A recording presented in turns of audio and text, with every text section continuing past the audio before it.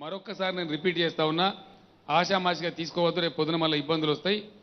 ఎక్కడనైతే రైతుల పొలాల నుంచి పైప్ లైన్లు పోయేటువంటి అవసరం ఉందో దయచేసి మీరందరూ మీ ప్రాంత ఇంజనీర్లను కన్సల్ట్ చేసి మాట్లాడి ఈ మే 30 వరకే ఆ ప్రాంతాలలో పైప్ లైన్లు వేయించాలి.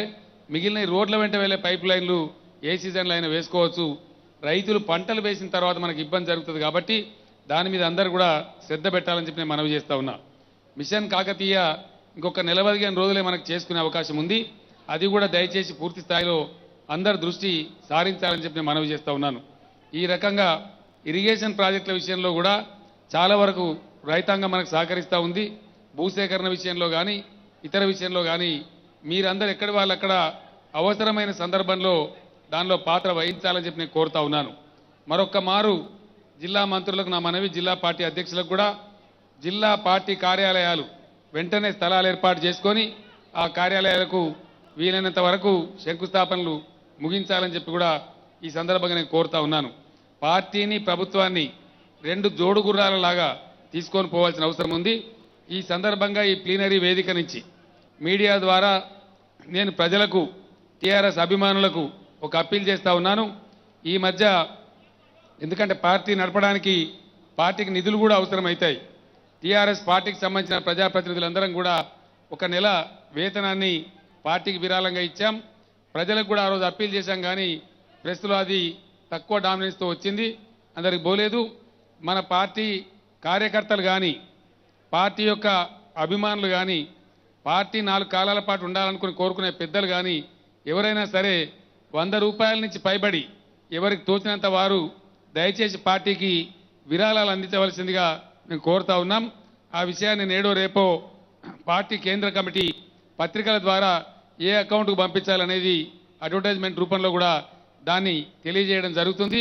ఆ రకంగా తెలంగాణ రాష్ట్ర వ్యాప్తంగా కానీ దేశవ్యాప్తంగా కానీ టీఆర్ఎస్ అభిమానులు ఎవరైనా సరే టీఆర్ఎస్ పార్టీ ఇంకో 4 కాలాల పాటు ఉండాలి, ఈ ప్రభుత్వం పనిచేయాలి, బంగారు తెలంగాణ సాధ్యం కావాలని కోరుకునే వాళ్ళు పార్టీకి సహకరించి విరాళాలు పంపించవలసింది కూడా నేను అప్పీల్ చేస్తా ఉన్నాను.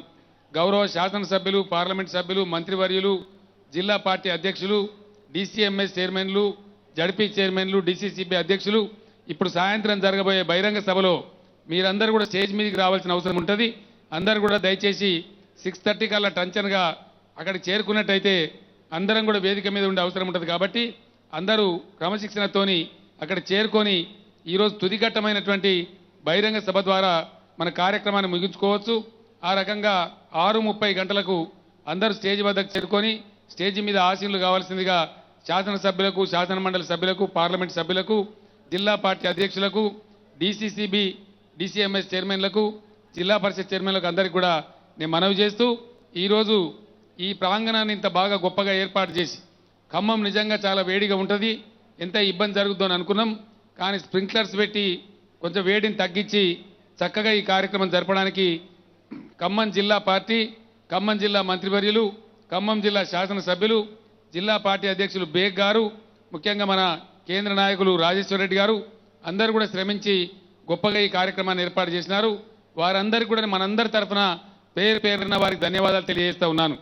మంచి భోజనం ఇచ్చి, మంచి ఆతిథ్యం ఇచ్చి, నిన్న రాత్రి వచ్చిన వాళ్ళందరికీ బస కూడా ఏర్పాటు చేసి ఎటువంటి లోటు లేకుండా అద్భుతంగా ఈ కార్యక్రమాన్ని నిర్వహించినటువంటి ఖమ్మం జిల్లా మంత్రివర్యులు తుమ్మల నాగేశ్వరరావు గారికి, జిల్లా పార్టీ అధ్యక్షులు గారికి, ప్రత్యేకించి రాజేశ్వర రెడ్డి గారికి, జిల్లా శాసనసభ్యులకు, శాసన మండలి సభ్యులకు పేరు పేరున ప్రతి ఒక్కరికి ధన్యవాదాలు తెలియజేస్తూ నేను సెలవు చేసుకుంటూ ఈ కార్యక్రమాన్ని ముగించి మనం బహిరంగ సభకు వెళ్ళిపోదామని మనవి చేస్తూ సెలవు తీసుకుంటా ఉన్నాను. జై తెలంగాణ.